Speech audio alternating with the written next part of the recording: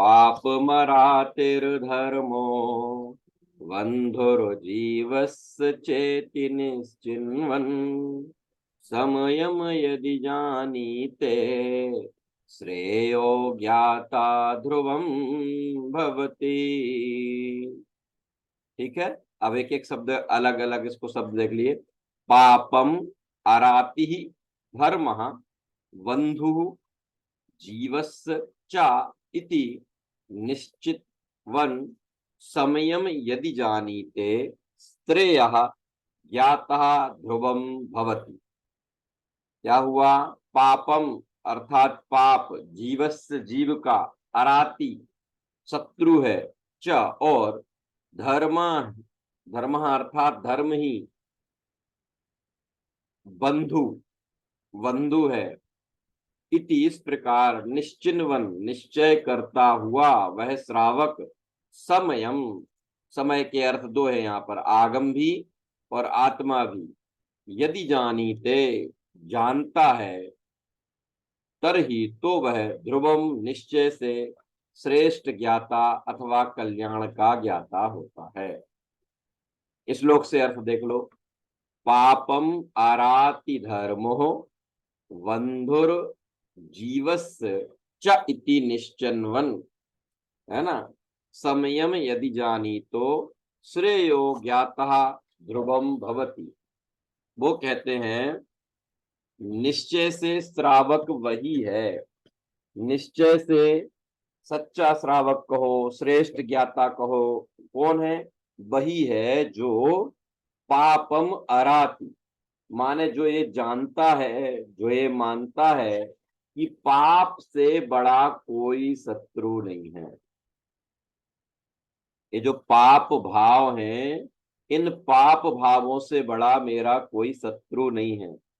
ये सामने वाले ने मेरा ऐसा बिगाड़ कर दिया, उसने व्यापार में नुकसान करा दिया, मैं जहां अपने बच्चे की शादी की बात कर रहा था वहां बिगाड़ दिया, उसने ये नुकसान करा दिया, उसने वो नुकसान करा दिया, इससे बढ़कर मेरा कोई शत्रु नहीं है। कह रहे वो शत्रु नहीं है, वो कोई आपके शत्रु नहीं है, तो कौन है? मेरे ये जो पाप भाव होते हैं, दूसरे के बिगाड़ के भाव होते हैं, अन्य जीवों को मारने सताने के भाव होते हैं, झूठ बोलने के भाव, चोरी कुशील परिग्रह के भाव, क्रोध मान माया लोभ के भाव, है ना, ये जो कसाय और पाप के भाव हैं, वास्तव में मेरे इनसे बड़े दुनिया में कोई शत्रु नहीं है। क्यों? मेरा सब कुछ आज तक इन्हीं ने बिगाड़ा है और भविष्य में भी इन्हीं से बिगड़ता रहेगा। जगत में जिसको तुम शत्रु कहते हो, अगर वो शत्रु हो तो उसे सबका शत्रु होना चाहिए, लेकिन आप शत्रु कहते हो उसी को सामने वाला अपना मित्र कहता है। आप अपना बुरा करने वाला कहते हो, सामने वाला कहता है इससे बड़ा मेरा कोई हितैषी नहीं है। इससे सिद्ध होता है कि वो तुम्हें शत्रु लगता है ना, वास्तव में वो शत्रु है नहीं। तो फिर कौन है? कि मेरे पाप भाव, मेरे पाप परिणाम, माने जो जीव स्वाध्याय के बल से, जिनेंद्र परमात्मा के दर्शन के फल में अगर ये समझ जाता है, क्या समझ जाता है? कि मेरे पाप भाव ही मेरे शत्रु हैं और धर्म भाव ही मेरा मित्र है। पापम अरति, पापम अरति, पाप ही शत्रु है, धर्मो बंधु, धर्म ही मेरा बंधु है, धर्म ही मेरा भाई है, धर्म ही मेरा हित करने वाला है। इसके अलावा कोई मेरा हित कर नहीं सकता, कोई मेरा हित करने में समर्थ नहीं है। मेरे भाई बहन माता पिता तो मेरा हित करते हैं कि नहीं? तेरे भाई बहन, तेरे माता पिता ये अपने विकल्प की पूर्ति करके तेरे शरीर के हित में निमित्त बन सकते हैं, तेरा हित तो कर ही नहीं सकते। कुछ समझ में आती बात? देखो, भाई बंधु माता पिता तो छोड़ो, ये तीन लोग के नाथ भी तेरा हित नहीं कर सकते। कैसी बातें करते हो? फिर हम उनके पास क्यों जाएंगे? फिर हम की पूजा क्यों करेंगे? फिर हम उनकी अर्चना क्यों करेंगे? हैं? कि वो नहीं करते हैं। उनको देख कर तुम अपने परिणामों में निर्मलता लाओ, तो उनके ऊपर आरोप आ जाता है कि उन्होंने हित किया, उन्होंने हित किया। वास्तव में अगर वो हित करें तो सबका क्यों नहीं करते? क्या ख्याल में आती है बात? अगर वो हित करते थे तो मारीची उठ के क्यों चला गया? मारीची का भी तो उन्हें हित करना चाहिए था कि नहीं। उनके दर्शन करके, उनकी वाणी सुन के मैं अपने हित का चिंतन, हित अहित का चिंतन करके हित के मार्ग पर चलने लगूं, तो उनके ऊपर आरोप आ जाता है कि भगवान के निमित्त से ऐसा हुआ। भगवान हित नहीं करते, माता पिता भाई बहन तो कतई नहीं कर सकते, क्योंकि वो तुम्हारे शरीर से शरीर को अनुकूल लगने वाली सामग्रियों को ही प्रदान कर सकते हैं। इसके अलावा तेरे आत्मा के साथ में उनका कोई संबंध नहीं है। इसलिए यहाँ क्या कहा? धर्म बंधु, जो जीव है ना ऐसा जानता और मानता है, पापम अराति, पाप ही मेरा शत्रु है, धर्मो बंधु, धर्म ही मेरा बंधु है, जीवस्य चायति, जीव के माने किसी भी जीव के पाप भाव ही उसके शत्रु हैं और धर्म भाव ही उसके मित्र हैं। ऐसा निश्चिन्वन, ऐसा निश्चय करते हुए समयम यदि जानीते, समयम माने स्वयं की, समय माने आत्मा होता है ना, और समय माने आगम भी होता है, समझ गए? तो समय आगम को अथवा अपनी आत्मा को जानता है, श्रेयो ज्ञाता, ध्रुवम, वास्तव में निश्चय से यथार्थ में वही सच्चा ज्ञाता है। और तो बाहर से कोई कहे कितना भी, मैं ज्ञाता दृष्टा, मैं ज्ञाता दृष्टा, और इसने मेरा बिगाड़, इसने मेरा ये मिटा दिया, इसने मेरे साथ ऐसा किया, इसने मेरे साथ ऐसा किया, तो ऐसा जानने मानने वाला ज्ञाता तो हो ही नहीं सकता। हाँ, एक मिनट, विशु जी हाँ हैंड रेज कर रही है, बोले क्या है? तो जय जिनेन्द्र। जय जी। भैया जी, जैसे आपने बताया कि माता पिता हमारा हमारे शरीर का ही हित करते हैं, हमारी हम्म। आत्मा का हित नहीं कर सकते हैं। जैसे हमारे माता पिता ने हमें मंदिर जाने के लिए प्रोत्साहित किया, हमें ठीक है, भक्तांबर सूत्र सिखाया। ठीक है, ये ठीक है। हमारे जो गुरु हैं, जैसे आप लोग सुनो, हमारी क्लास हमें तो यही तो मैं सिखाते कह रहा हैं, हूँ। माता पिता, तो ये तो हमारा हित करने में। माता पिता और भगवान गुरु, इन सबको कब अगर वो करें तो सबका करना चाहिए ना। इन सब के ऊपर हित करने का निमित्त का आरोप आता है कब? जब हम उनकी बात को सुनकर अपन खुद ही जब ऐसा पुरुषार्थ करते हैं तब। अगर वो करें तो उन्हें वो सबका हित करना चाहिए। फैक्ट की बात चल रही है। लोक व्यवहार में तो कृतज्ञता होती ही होती है। लोक व्यवहार में तो कृतज्ञता मानना कि हमारे माता पिता ने ऐसा नहीं किया होता तो कैसे होता।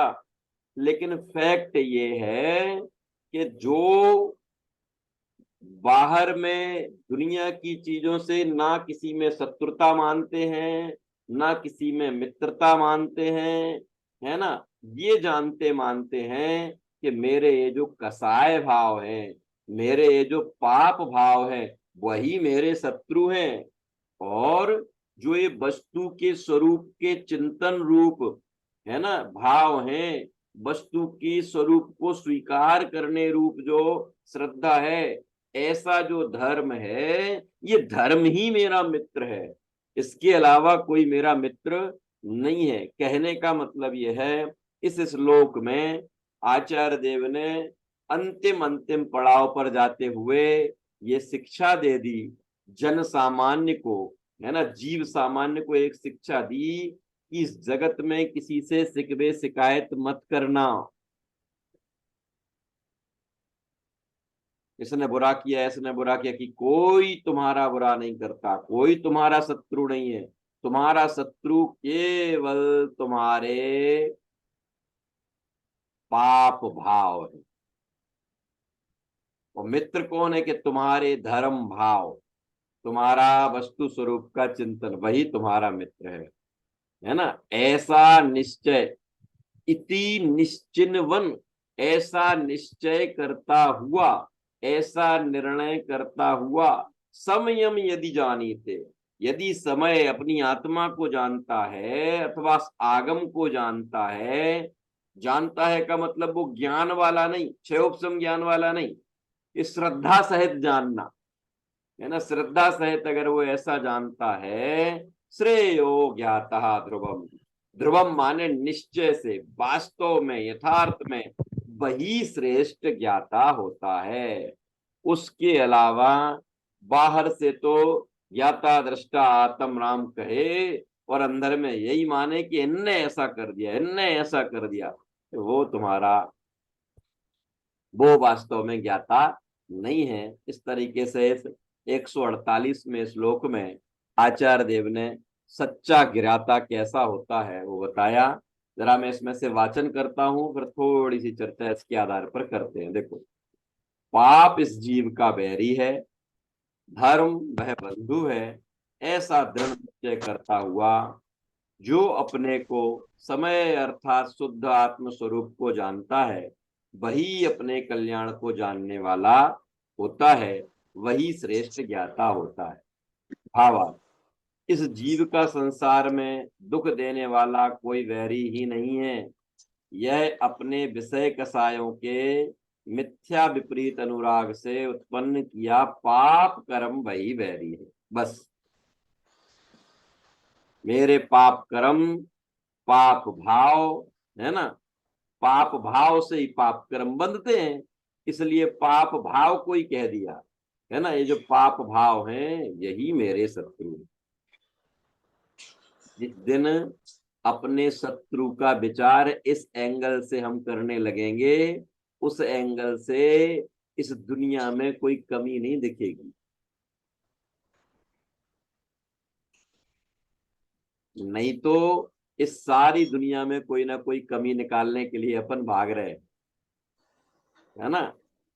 सासू माँ को बहू, बहू को सासू माँ, भाई को भाई, है ना, पिता को पुत्र, पुत्र को पिता। मैं इस तरीके से जहां जाओगे वहां आपको कुछ ना कुछ कोई ये कहता हुआ मिल जाएगा। एम्प्लॉय को उसका बॉस, है ना, ये बुरा है, ऐसा करता है, ऐसे बोलता है, ऐसे करता है। अरे कोई बुरा नहीं है, कोई अच्छा नहीं है, सब अपने अपने हिसाब से कार्य कर रहे हैं। तुम्हारा बुरा तुम्हारा पाप भाव है, इसलिए किसी से मत भागो, किसी से मत बचो, किसी को बुरा मत कहो। जो कुछ तुम्हें बचना है, किससे बचो? अपने पाप भावों से बचो। कब बचोगे? जब इन्हें ही अपना सच्चा शत्रु मानोगे तो है। और धर्म ही सच्चा बंधु है। जब धर्म तुम्हें बंधु लगेगा तो फिर धर्म के पास जाओगे, बैठोगे, बातचीत करोगे, है ना, और अपने सच्चे बंधु के पास जाओगे तो आनंद आए बिना नहीं रहेगा। हम जब अपने मित्रों के पास, बंधुओं के पास बैठते हैं, हितैषियों के पास बैठते हैं, तो उनके साथ बैठने में ही आनंद है ना। एक ऐसा निराकुलता लगती कि अब चल, अब ऐसी जगह आ। ऐसे ही धर्म के साथ में बैठोगे तो धर्म के साथ बैठने में ही अंदर से आनंद की कणिका फूटेगी, है ना। इसलिए उससे बड़ा कोई मेरा बंधु नहीं है। ऐसी प्रेरणा मूल श्लोक में, कितनी सामान्य सी बात है, लेकिन श्रावकाचार्य में समंत भद्राचार्य ने सारी चर्चा करने के बाद फिर 148वें श्लोक में जब बिल्कुल ग्रंथ को पूर्णता की तरफ ले जा रहे हैं, उस समय हम और आपसे ये कह दिया क्या? धर्म पाप मरातिर धर्मो बंधुर जीवस्य चेति निश्चिन्वन। पाप ही एकमात्र वैरी है, शत्रु है, अहित करने वाला है, हमारे पाप भाव ही।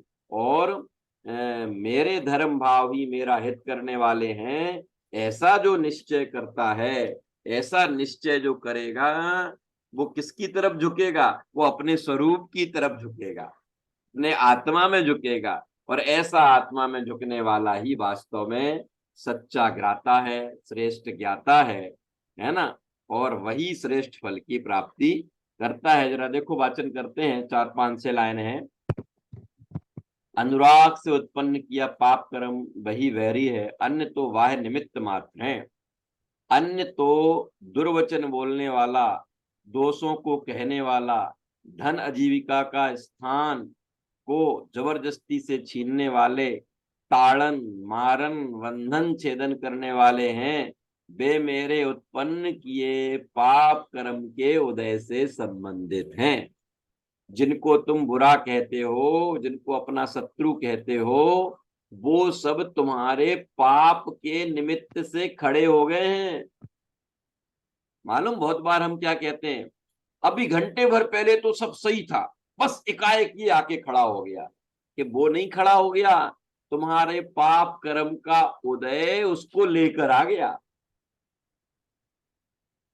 क्या ऐसी कई कंडीशंस हैं, अपन एक एक छोटी छोटी बड़ी चीजों पे सब पे लागू कर सकते हैं। देखो, जब कोई व्यक्ति अस्वस्थ होता है ना, तो अस्वस्थ होता है पाप के उदय में, है ना। पाप के उदय में बीमार हुआ। अब रमेश जी भाई साहब, उसका इंश्योरेंस जो था, काय का, हेल्थ इंश्योरेंस, 5 लाख का उल्टा है उसका हेल्थ इंश्योरेंस था। अब बीमार हुआ, लेकिन इंश्योरेंस के कारण से थोड़ा अंदर में ये रहा कि बीमारी का इलाज का पैसा जो है वो यहां से मिल जाएगा। तो एक थोड़ी आकुलता कम हुई। लेकिन जब वह अप्रूवल का टाइम आया, तो उसी समय उसमें कोई लैकुना आ गया कि ये अप्रूव्ड नहीं हो सकता, क्योंकि आपने ये वाली बात कंपनी से छुपाई। तो हम क्या कहते हैं कि सब कुछ हो गया था, बस एंड टाइम पर ऐसा आ गया, उसने ऐसा कर दिया, ये कर दिया, कि किसी ने कुछ नहीं किया। तुम्हारा वो पाप का उदय आड़े आ गया, उसके कारण से शारीरिक नुकसान तो हुआ ही था, अब ये आर्थिक नुकसान भी हो रहा है, नई आकुलता का कारण भी बन रहा है ना। और अगर वो पाप का उदय नहीं आए, तो हर चीज सामान्यता ऐसे होते होते निकलती चली जाती है। मैं तो एक एग्जाम्पल आपको दिया है, आप ऐसी कई चीजों में सारी चीजें लगा सकते हैं। इन्होंने सब चीजें लिखी ना, कोई आपको आपकी कोई चीज छीन ले गया, आपको मार रहा है, आपको पीट रहा है, आपकी आजीविका छीन ली, आपको गालियां दे रहा, आप शब्द कह रहा, ये सब कौन है? वो कह रहा है कि पाप का उदय उससे करवा रहा है, कि मेरे पाप के उदय के कारण वो मेरे साथ ऐसा कर रहा है ना। इसमें उसका कहीं दूर दूर तक कोई दोष नहीं है। ख्याल में आना चाहिए ऐसी बात है, समझ में आ गया? इसलिए कितना बढ़िया है श्लोक।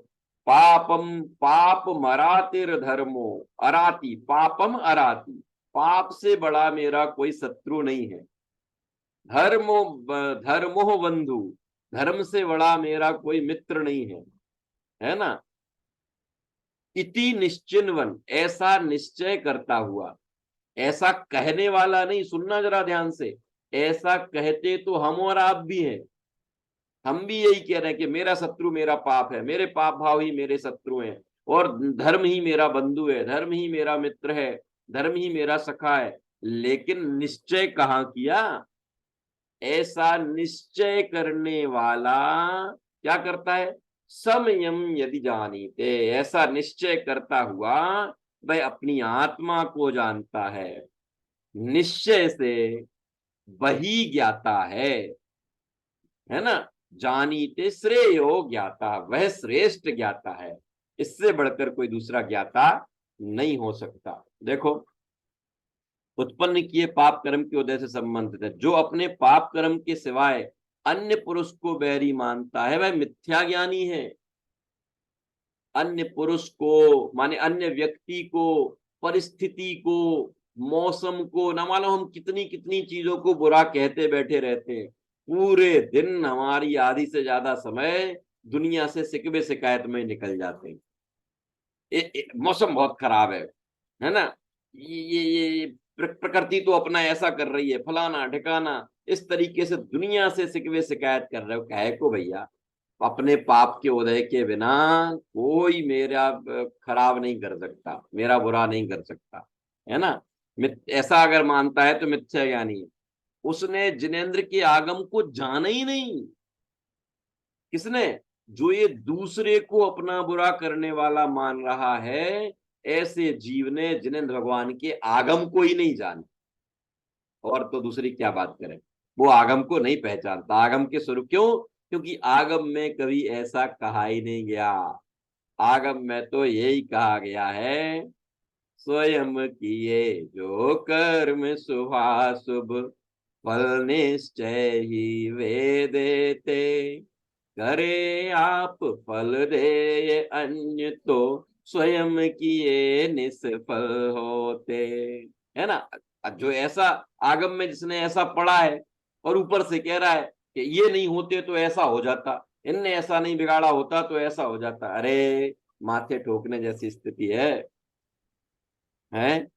कोई कोई बच्चे को आप 10 बार क्या प्रगति जी, नीता जी, 10 बार बच्चों को आप पढ़ाओ कि 2+2=4, है ना। 10 बार पढ़ाओ और वो याद कर करके सुना दे, और जब आप परीक्षा लेने के लिए उसको 2+2 करके दो और वो 3 लिखे या 5 लिखे, तो आप माथा नहीं ठोक लेते हो?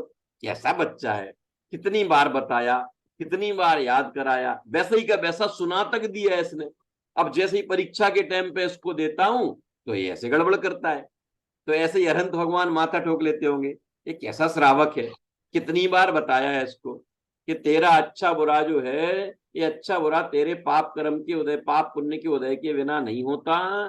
तू फालतू में दूसरे के ऊपर आरोप प्रत्यारोप लगाकर नया पाप ही बांधता है, इसके अलावा तेरे हाथ कुछ नहीं लगता। जब ये कहता यही है और मानता वो है, तो अरहंत भगवान सोचते होंगे कैसा विद्यार्थी है, कैसा स्टूडेंट है, कुछ समझता ही नहीं है।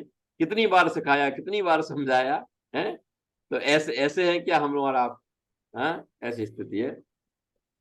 उसने जिनेंद्र के आगम को जाना ही नहीं। इसी प्रकार इस जीव का उपकारक बंधु यदि कोई है तो वह पुण्य कर्म ही है। यहाँ पुण्य लिया, धर्म भी लेना, पुण्य और धर्म दोनों को ले सकते हैं ना।